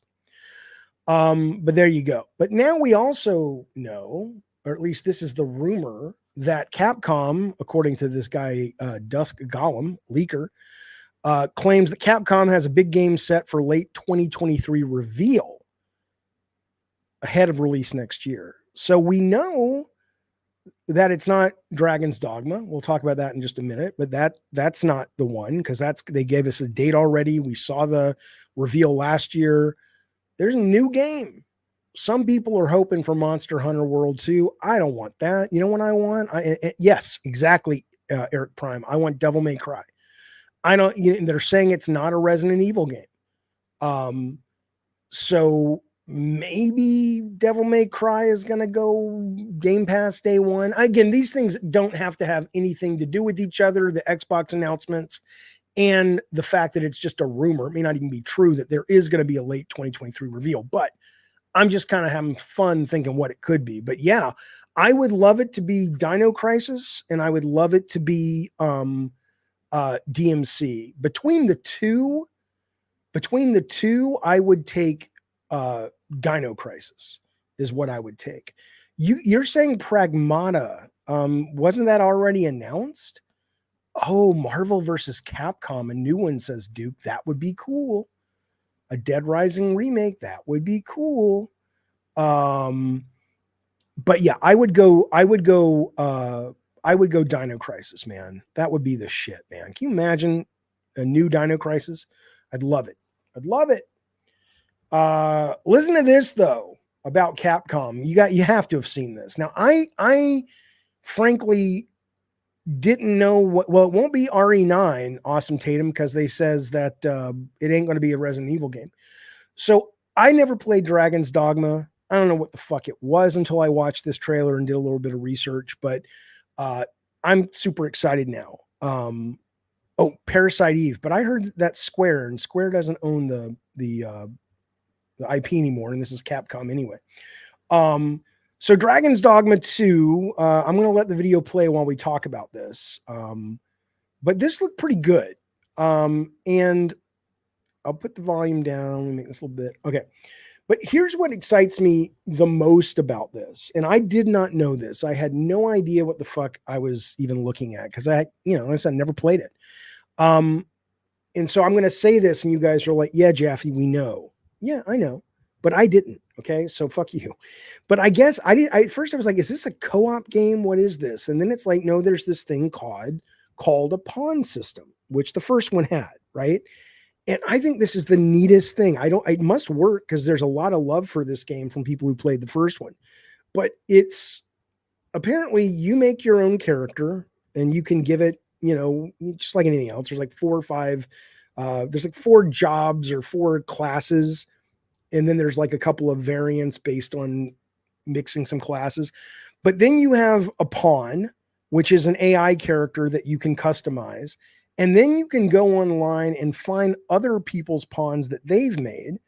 And you can put them in your party, right? And so you're running around, like I could be running around with my dude, a pawn that I made, and then let's say I take a pawn Ravnos made and a pawn Rob the Mod made. And I can take them on my journeys. And then when I'm done with them, the XP and stuff that they've gathered goes back to the guy who made the fucking pawn, right? I think that's so interesting, right? I mean, everything else just looks like it's just a really good action RPG open world thing. Great. But when I read about the pawn system though, I was like, okay, I can't believe I didn't track this with the first one, but I just didn't know. That's pretty cool. That's pretty fucking cool. Yeah, you can make your own pawn, says Art Dritch, but the thing is you can make your character, which I guess is called the Arisen, and then you can make one pawn, but the other 2 pawns, you don't make them, you have to acquire them. What I wonder about, their knowledge of area stays with them as well, says Levi. What does that mean though? How does that work? You find pawns on the pawn hub, says Acklemax, but are those pawns other people have made and they're just kind of walking around, but they're pawns from real people and you can take their AI in? Kevin says, I'm either getting old or need a break from games. Every game looks the same.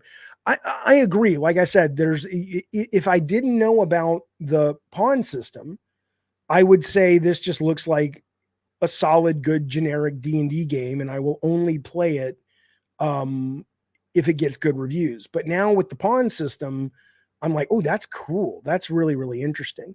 Ravno says pawns will call out stuff like use fire. They are weak to fire if that pawn has gained that knowledge on someone else's adventure. That's the coolest fucking thing. The coolest fucking thing. I borrowed free overleveled pawns to proceed in Dark Arisen. Was that the DLC? Every generation has a look Oh, right. In terms of visually. Yeah. I mean, look, I don't know if it's going to be great, but I'm excited it comes out in March. I'm assuming it's not a Game Pass or a PS Plus day one.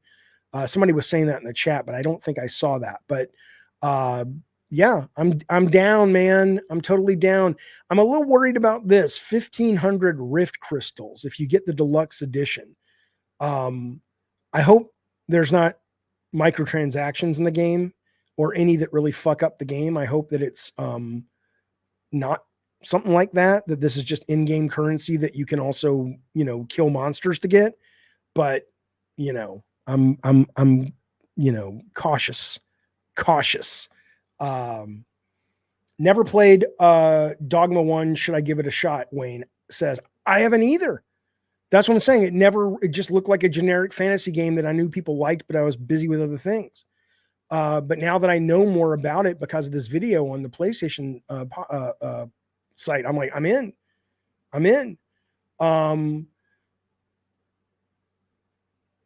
Okay. And it's also a really big open world. Okay, let's move on, shall we? What is this? I don't know yet. Hang on. Am I ever going to play Red Dead? I don't know. I want to-ish, but, you know, so many other things to play, man. Okay. I am going to do. I'm working. I'm going to do. Okay, I'm going to do a short right now. I was talking to these people. I've got some consultants I'm working with on the channel, and they says, you know, you should try to embed as many things that you can pull out of the show and make them separate things. And I've always tried to do that, but I've never really jumped through the hoops to do that. So I'm going to start doing more shorts and standalone things on these shows. And it'll be part of this show. This isn't like you're like, what the fuck's he doing? But I'm just giving you a heads up of what's going on. So I'm gonna record something right now. I'm not gonna talk to the chat until after the short, which will take me a minute to do, maybe a little more, and then we can talk about it and then we'll move on. But this is for a short that should be going up in the next week or so. All right. But you're getting a little peek behind the scenes. Am I going to review the movie Thanksgiving? It wasn't very good. I didn't like it. I know a lot of people liked it. I didn't like it. That's my review. I don't want. So my answer is probably not. But if you want to talk about it over on Discord, we can do that. Okay. So this is a series on the shorts about stories we had for Twisted Metal 2012 that we wrote, but we never made. Okay. Hang on. I got a burp though. All right. Oh, come on. Uncouth. Now, here we go. Now I'm all shy.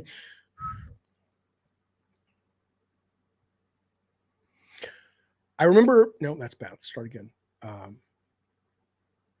We knew late in the process of Twisted Metal 2012 that fans were going to be upset. Let's open with more drama. Fans were pissed for Twisted Metal 2012. They didn't like the fact that there weren't a lot of characters in the game.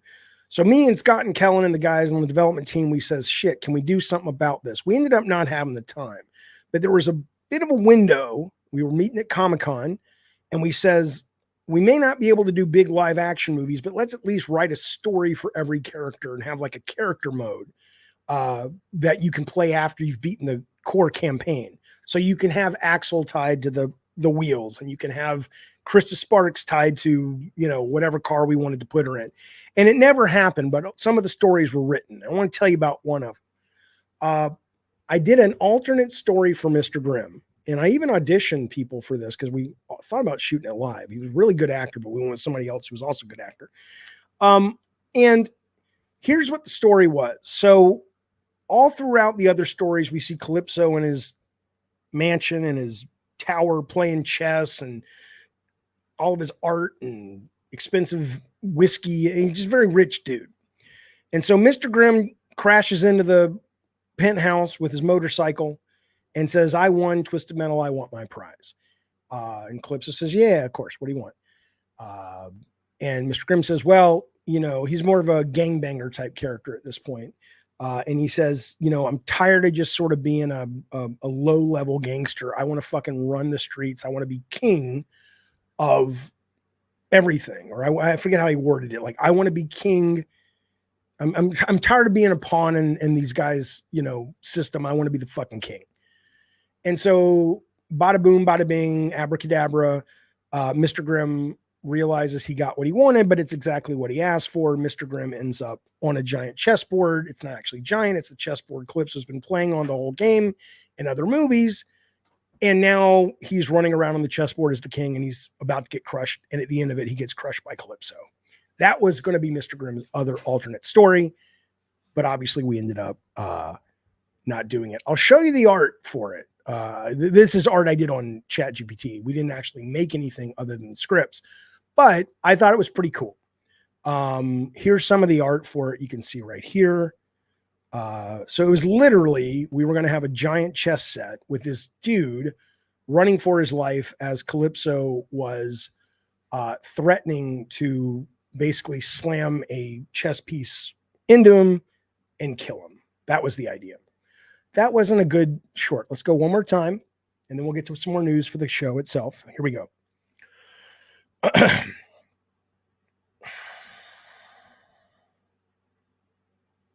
One of the alternate stories for Mr. Grimm that we never actually shot was that he was a gang member. He comes to Calypso. He wins the contest. He says, hey, I'm tired of being a pawn in the world of gangbangers. I want to be the king of the streets. Make me the king. And all throughout the other people's stories, Calypso's been playing chess. And he basically shrinks Mr. Grimm down, puts him on the chessboard, and he is the king. He's the pawn. He's the king. And Calypso's like, oh, great. You got your wish. You're the king. And then Calypso proceeds to basically take a chess piece and run him through with it or stab him and kill him on the chessboard. And that was going to be Mr. Grimm's ending. I kind of like that one more than what we went with. I don't know. What do you think? All right. I can pull a short out of that. What do you guys think?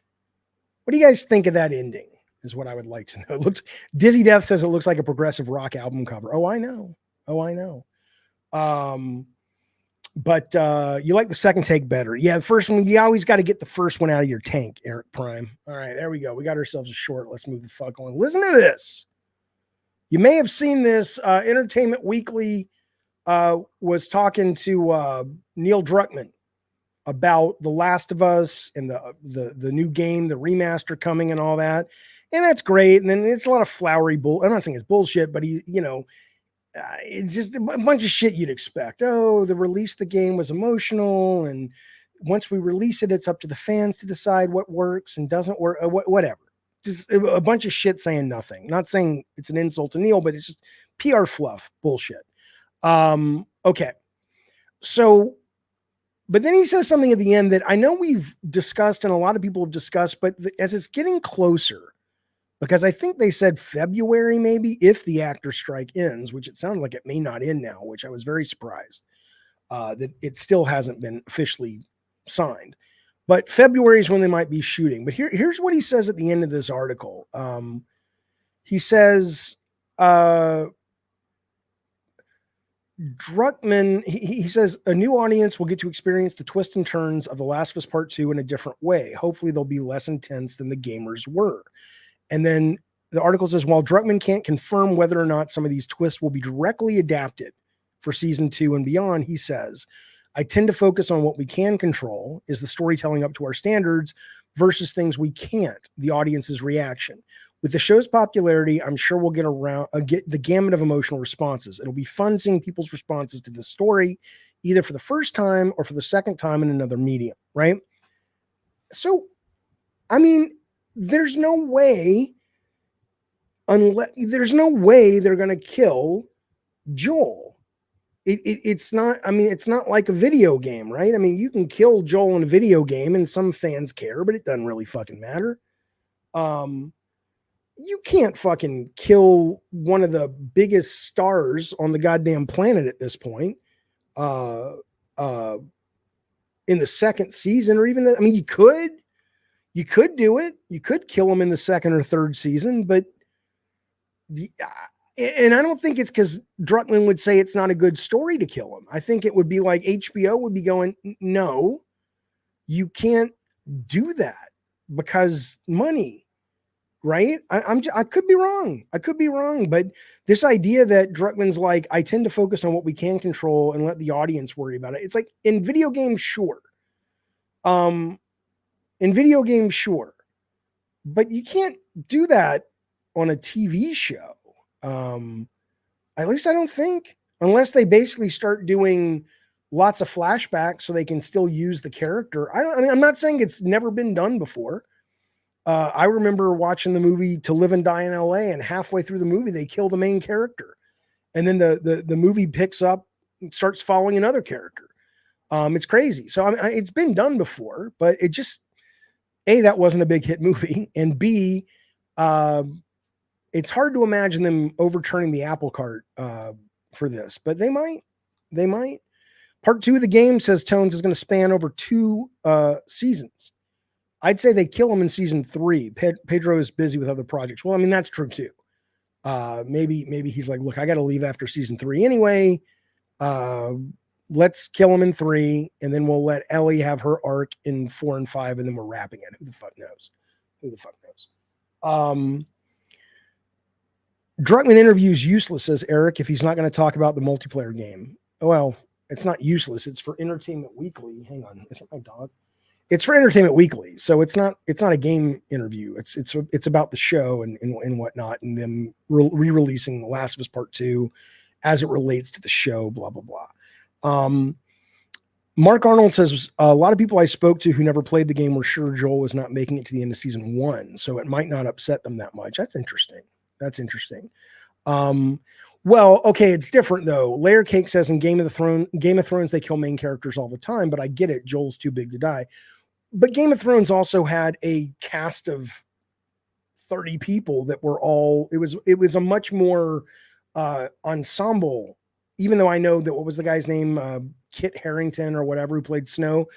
I know he was kind of ultimately the star, but it was still more of an ensemble show, wasn't it? You wonder who's going to play Abby. Didn't they announce Abby is going to be the woman who was in Booksmart, and she was in this great movie over Halloween about an alien invasion in her home. I forget what it was called, like You Are Not Alone or You Won't Get Out Alive or something like that. But she was just, it was just her and aliens and shit. It was quite good.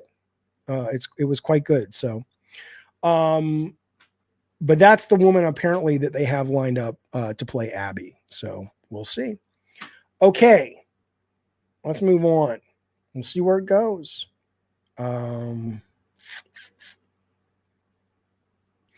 Eric says that movie was terrible. Philly says, yeah, I saw it. It was good. Well, there you go. There you go, my friends. You never know. All right, hang on. I want to do this. I want to jump. We'll cover the Bethesda because there's a lot of stories. We'll cover that tomorrow.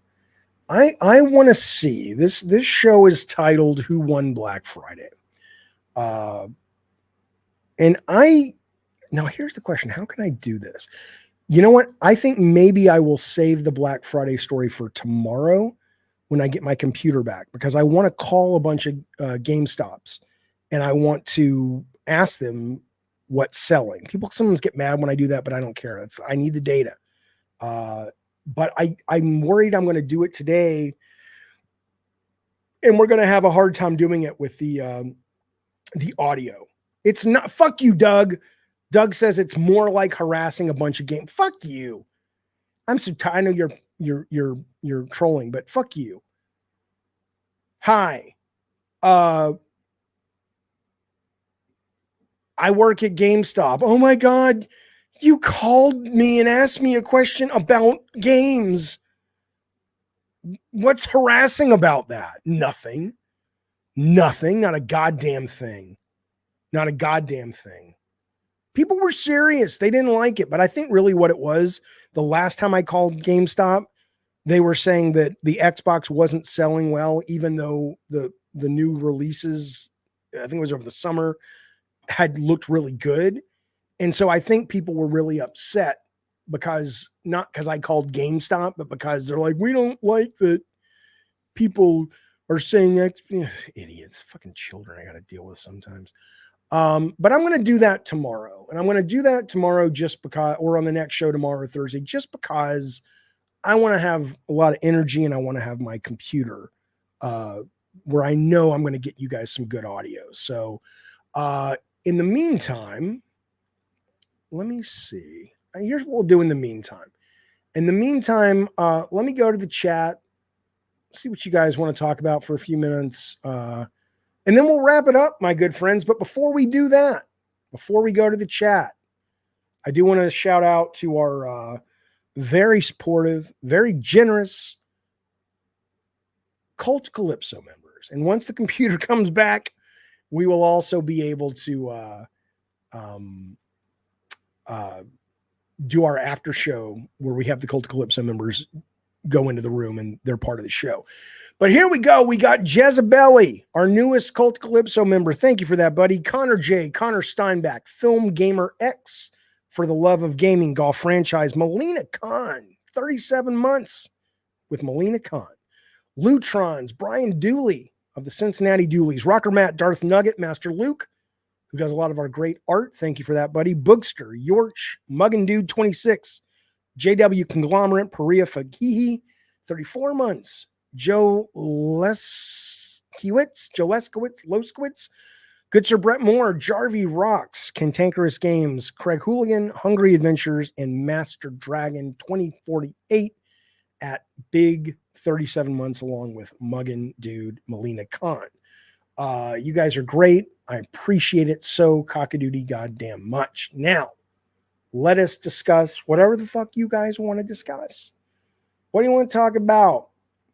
What do you want to talk about? How dare the creator of iconic franchises call people who might be a fan and not realize it? You relax.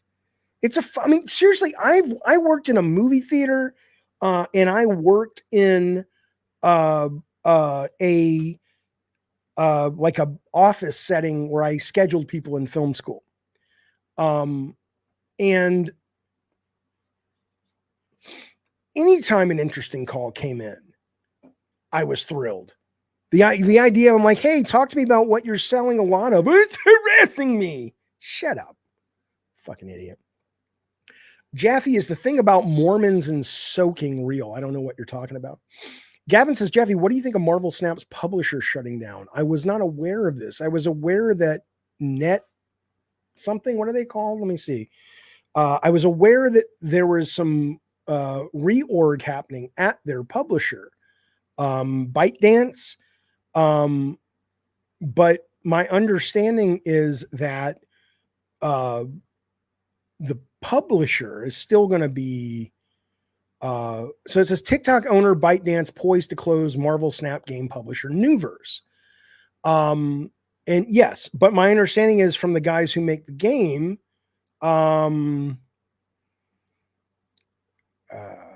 it's still going. Like it's still going to go is what Second Dinner has said is my understanding. Let me make sure I can Marvel Snap devs say the card game won't go anywhere as publishers look to exit mainstream games. Marvel Snap launch, it's a big success. That doesn't seem to be enough for Newverse. According to Reuters, when Marvel Snap found a cult following, that hasn't translated into financial numbers. That's hard to believe. Combined with what seems wobbly performance across, wow, Marvel Snap's brilliant. Okay, let me just see what they say. My understanding is, dear Snappers, this is a tweet from Marvel Snap. Some of our players have expressed their concerns regarding reported structural changes at Newverse. We wish to thank you for your concern and assure you that regardless of any changes there, Snap will continue to operate and flourish in the future. Interesting. We'll see if that's true or not. I mean, I wonder where they'll get their money from. Maybe somebody will come in and buy them. I'll tell you what, if you're Sony, fuck, man, there's a good purchase right there. The guy who and the team who made Hearthstone and now this fucking game.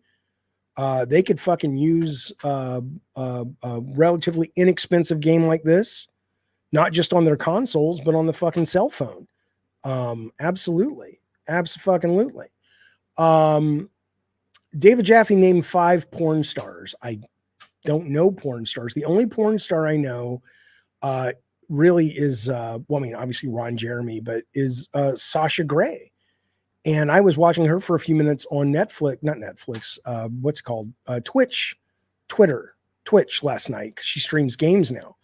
But short of her, I don't really know the names of them. Am I supposed to? It's not really, I don't get it. Mormon kids practice soaking, and Mormons often think Jesus is an alien.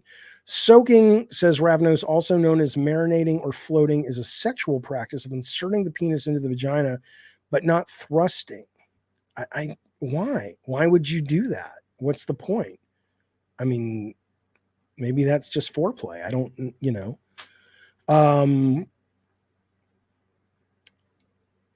Jenna Jameson. I have heard of her. That's right. Yeah, I'm not doing any calls right now because, again, the audio when I'm streaming on whatever this thing's called, StreamYard, tends to be a little challenging. Oh, you interviewed Sasha Grey in college, Kevin? That's awesome. Oh, it's not a sin if you don't thrust? Well, you have to. I mean, even when you're intending to make a baby in that religion. Anyway. I was shocked today to find out that Cardi B has an OnlyFans, says Tones, and made $45 million this year. But I don't think everybody's OnlyFans has to be sexual in nature, right? It's just, I saw a documentary about it. A lot of people not a lot, but a number of celebrities are coming to it to have more of an exclusive relationship with their fans. But it's not everyone has to be sort of sex worker kind of thing. Brawlmaster says, Jaffe, I was curious when it comes to Twisted Harbor City, what was the legit reason the game wasn't made? Because Scott Campbell was making it with a bunch of the team, and that team left to form Eat, Sleep, Play with me. And so the people who were left, I guess Sony didn't want to continue with those people. I have no idea.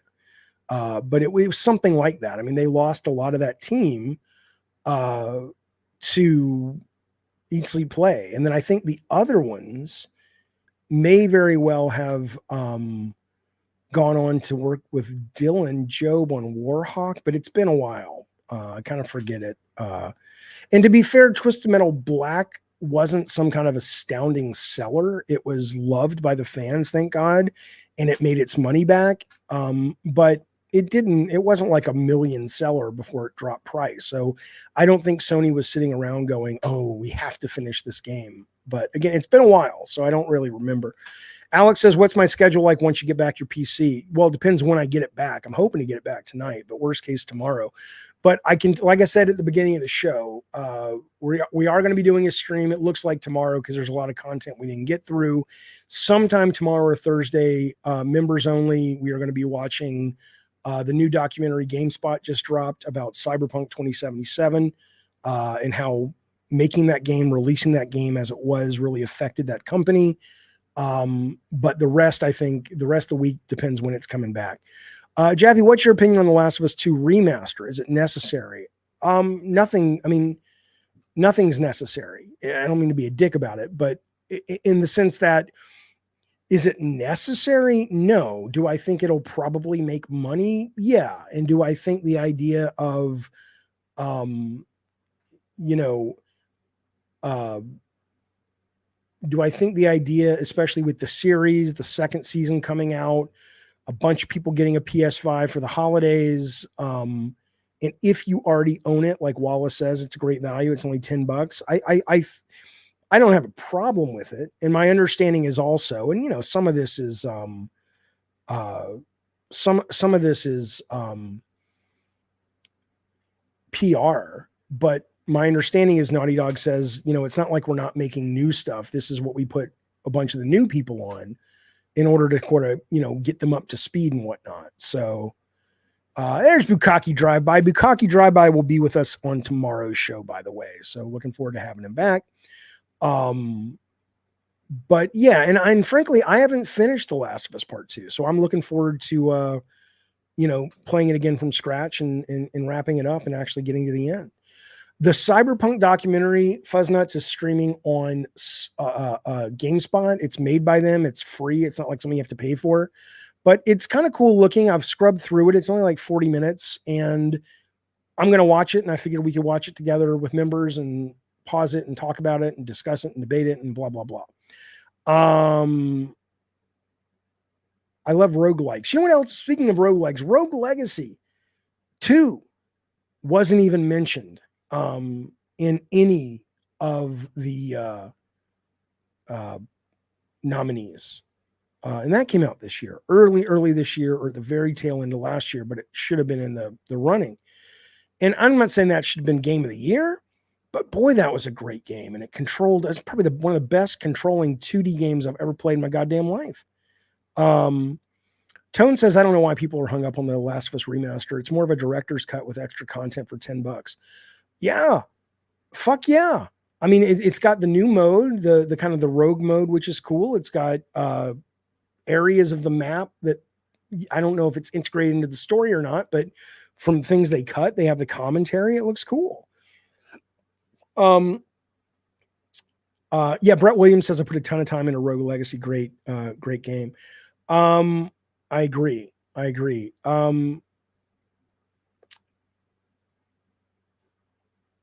me check the Metascore, Ravnos. I don't know. Midnight Suns got snubbed. Wasn't that last year, though? Maybe I'm wrong, but Rogue Legacy to Metacritic. Let's see. It is sitting at a 88 on PC. I don't know if it's on console. Let's see. But it's an 88 on PC. That's all I know. Pretty good score. Do I like Paperboy, like the old arcade game? It wasn't one of my favorites. I liked the idea of it, but I felt it was a little too difficult for me. I could never really play it that well. Okay, so Midnight Suns came out after the cut for last year's. It was eligible. Yeah, again, it's just a dumb award show. It's a good show, but it's a dumb award show. Come on now. Right, recency bias. Right, 100%. Is it better than Starfield? I think it's a better game than Starfield, absolutely.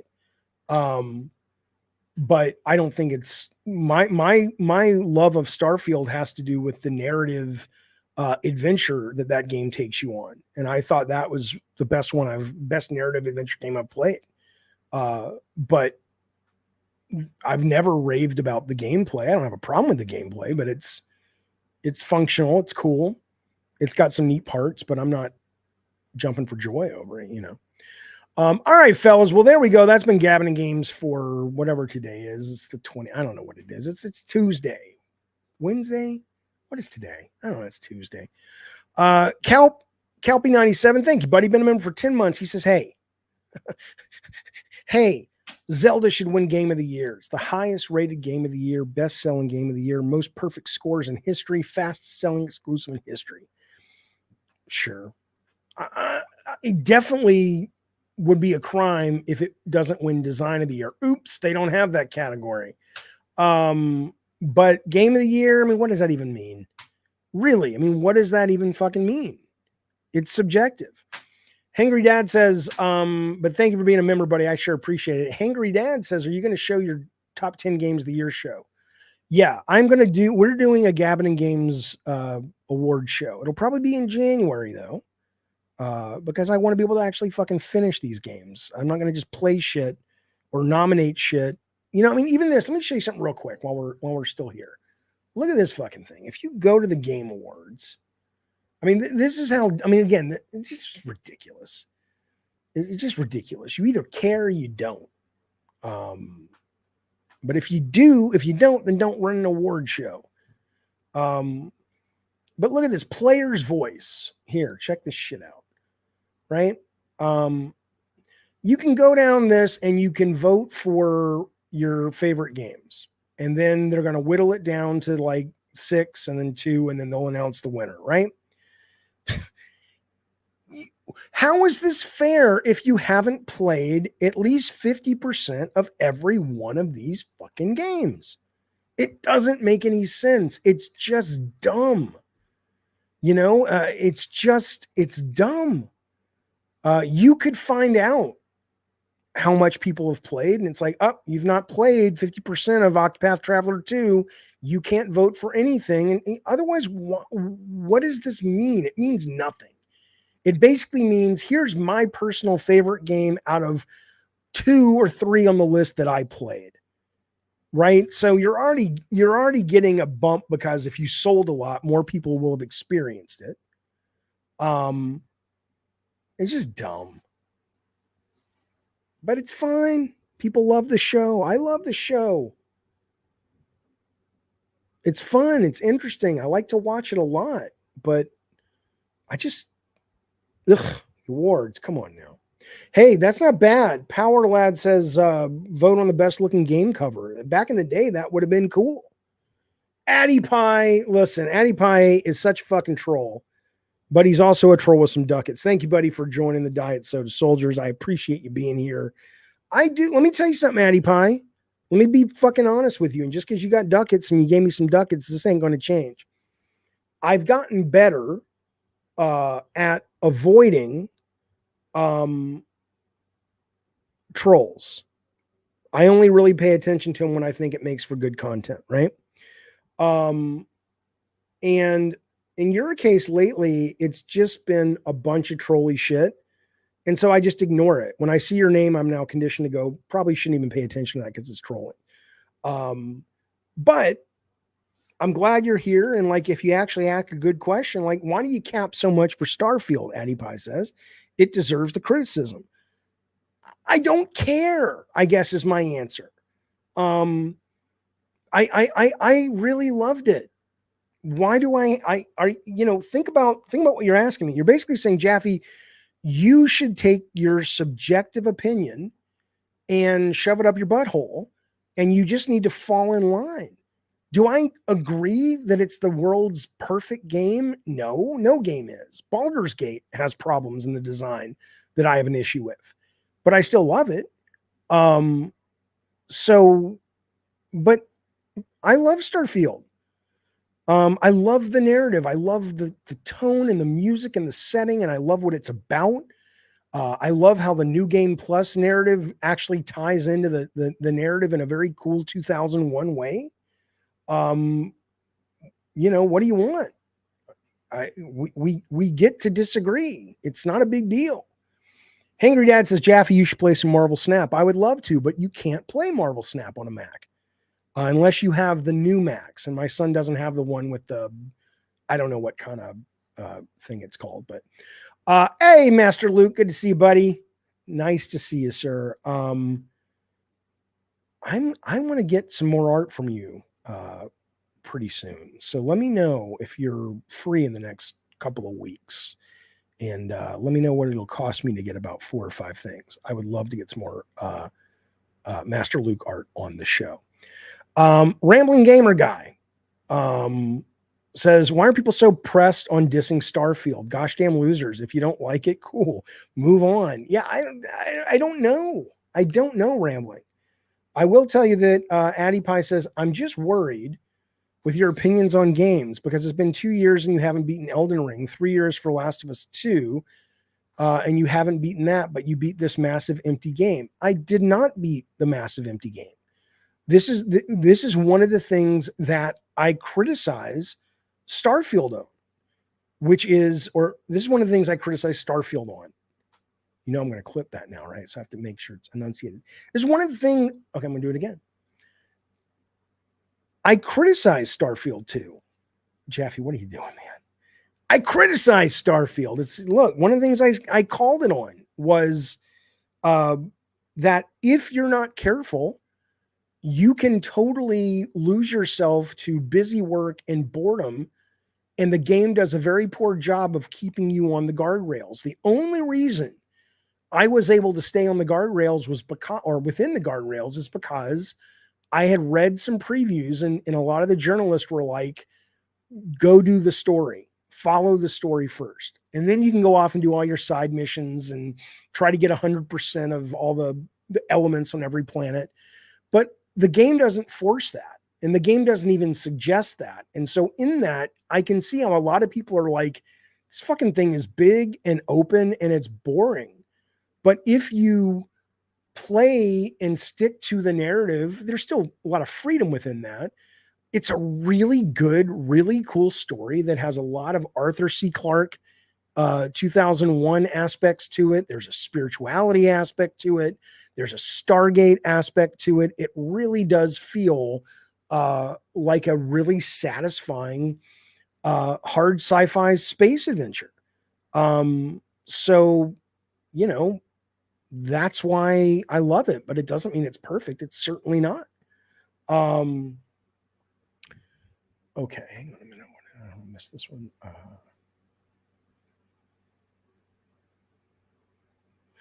Master Luke says I bought a Quest 3 hoping for a lot more AR stuff by now. I work out with this racquetball game, and they've started doing pass through on MetaQuest. I have the MetaQuest 2. What's interesting about it though is when you like tap the headset and you see you see the real world, so you can kind of get a drink or put your dog up or whatever you got to do. I love now how they're keeping the interface though floating in the real world. So I mean, even that, and that's on a Meta 2, is so fucking cool that it begins to be difficult to imagine how it's not going to convert anyone who experiences it.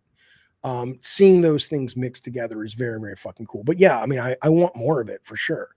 Alex S says, Jaffe, did you play Modern Warfare 3 yet? Nope, I own it.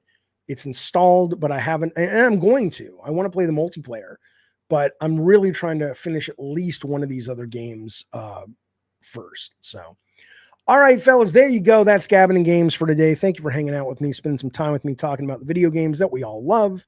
I appreciate it. You know I do. God damn, come on now. But tomorrow, we are back. Tomorrow, Bukaki Drive-By will be joining us to talk about the show and the games and all that. I'm going to go off and timestamp this, change the thumbnail because it's not about Black Friday, but we will absolutely be doing the Black Friday conversation with GameStop tomorrow. As always, welcome to the Twitch folks. Welcome to the Twitter folks. Good to have you here. Consider subscribing, liking, becoming a member, doing a membership over on the Twitch. Whatever you can do to support the show is always helpful. But you being here is the cherry on top. That's what I care about. That wouldn't be the cherry on top. That's a bonus. You being here is the meat of the meal. How about that? Ate a hot dog today. I really did. And I appreciate that. Longtime members, thank you. New members, welcome. Lurkers who don't say anything but watch, I get it. I'm glad you're here too. I hope you guys and gals are having a good night and a good time. So be well.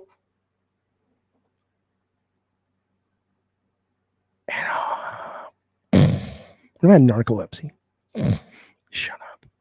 All right, fellas. I'll see you soon. One moment. Bye.